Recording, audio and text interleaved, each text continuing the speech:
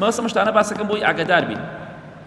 لەگەڵ نەفەرێکە دانیشتم لە ماڵێک لەگەڵ پیاوێکە تەلەفۆنی دەکرد بە تەلەفۆن معمەلەی دەکرد ئەو عەزەم بە چل دەفتەر بەری ئەو ژێ بەغا بە چل دەفتەر نابێت چل دەفتەر کچەکەی تەلەفۆنی بۆ کرد وتی باوە حەزم لە تەماتە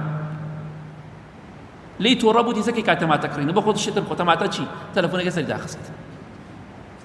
ئەمە هەر چەندێک پارۆ و سەرۆت و سامانی هەبێت سوێن بەخوا هەر داما و هەر احتیاج و هەر نەبوونە کچەکەت داوای تەماتە لێ بکات تەماتە چی ئاخر تۆ بڵێ تەلەفۆنەکە کچەکەت دابخی وەڵڵای بە بەرچاوی خۆمەوە. ئەمە چیە مەبەستمان چییە؟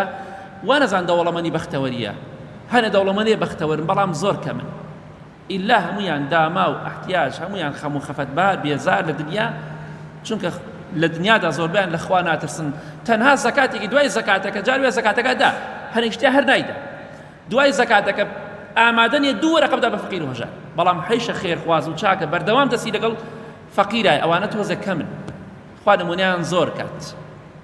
با ئینشەڵا دەممان پاک بێ و دەست لە خەڵکی پان نەکەینەوە و ئینشەڵا یارمەتی خەڵکی فەقیر و هەژار بدەین ئینشەڵا خوای گەورە دڵخۆشترمان دەکات چاومان فراوانتر دەکات.